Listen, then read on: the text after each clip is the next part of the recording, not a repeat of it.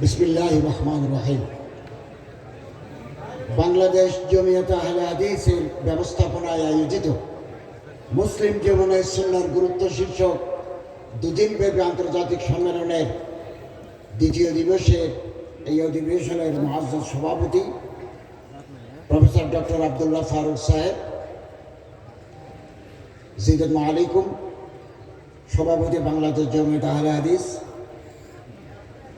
Sheikh Mohammad his Excellency Sheikh Mohammad Abdul Wahid Al Arifi, advisor to the Ministry of Religious Hajj and Umrah Affairs, Kingdom of Saudi Arabia, His Excellency Sheikh Isa bin Yusuf Al Duhailan, Ambassador of Kingdom of Saudi Arabia in Dhaka,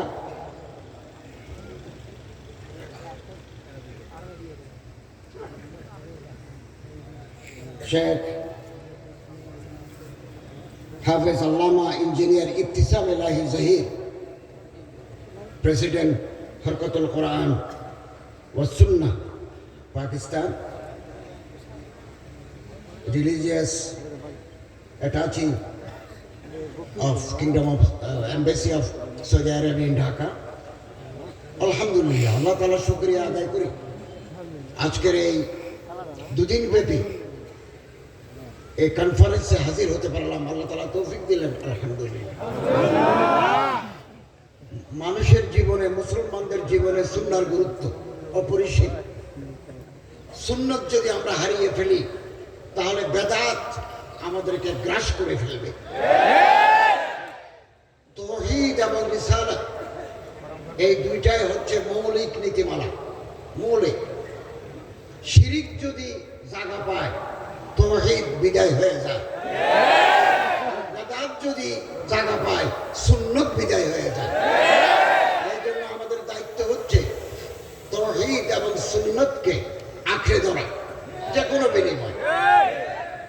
আপনারা জানেন ফসলি জমিতে কিছু গাছ উঠে, এগুলোকে বলা হয় আগাছা। আগাছা পরিষ্কার করে না দিলে ভালো ফসল হয় না। গাছের উপর আরেকটা গাছ জন্মায়, কাঁঠাল গাছ। আপনি দেখবেন কিছুদিন পরে বট গাছের চারা, ওই পাখি এসে ওখানে পায়খানা করে ওখান থেকে চারা গোছায়, এগুলোকে বলা হয় পরগাছা। পরগাছা যদি সুযোগ পায় মূল গাছকে শেষ করে দেয়। আপনি 2025 সালে যদি কাঁঠাল গাছের উপরে বট গাছের চারা দেখেন, এখনই গোড়া কেটে দিতে হবে। আর না হয় 20 বছর পরে, 15 বছর পরে আর কাঁঠাল গাছ থাকবে না, বট গাছই হয়ে যাবে। আমাদের জীবনে আমরা বেদাতের সাথে আপোষ করতে পারি না,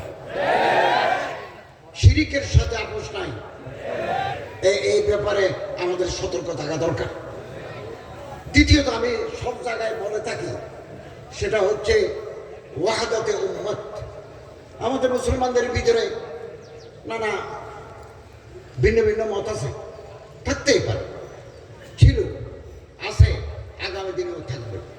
তারপরেও ইসলামের বৃহত্তর স্বার্থে আমাদেরকে কোরআনুল কারীমের ছায়ায়, সুন্নতুর রাসূলের ছায়ায় ঐক্যবদ্ধ হতে হবে। By shunning our petty differences, we must unite under the banner of Tawheed and Sunnah to thwart the evil designs of adversaries of Islam.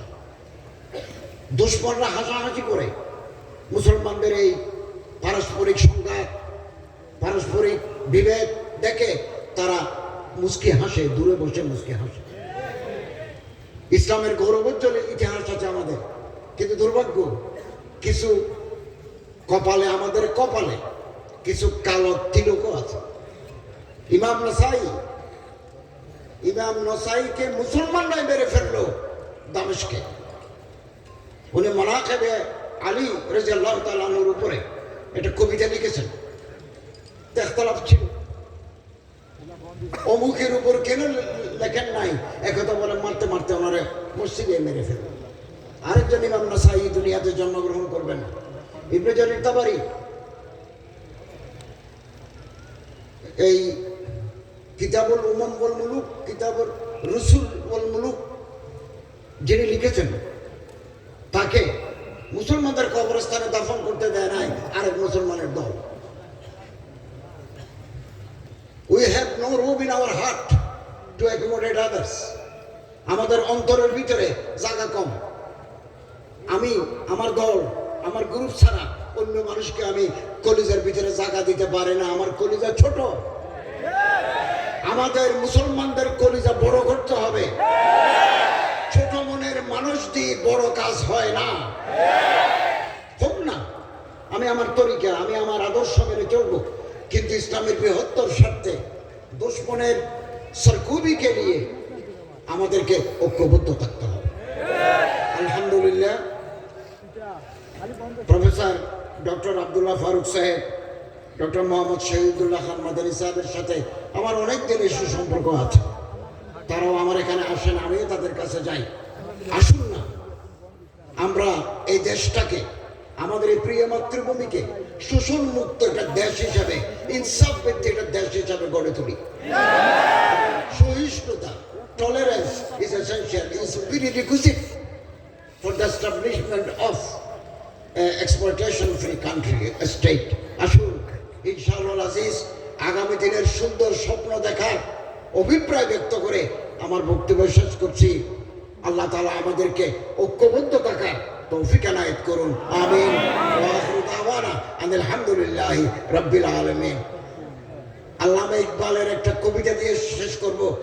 এক হো মুসলিম हरम के पास पानी के लिए नैल की साहिल से लेकर ताबोहा के काश कर। We must unite under the banner of Quranul Kareem and Sunnah of Prophet Muhammad sallallahu alaihi wasallam. Wa akhiru da'wana alhamdulillahi rabbil alamin.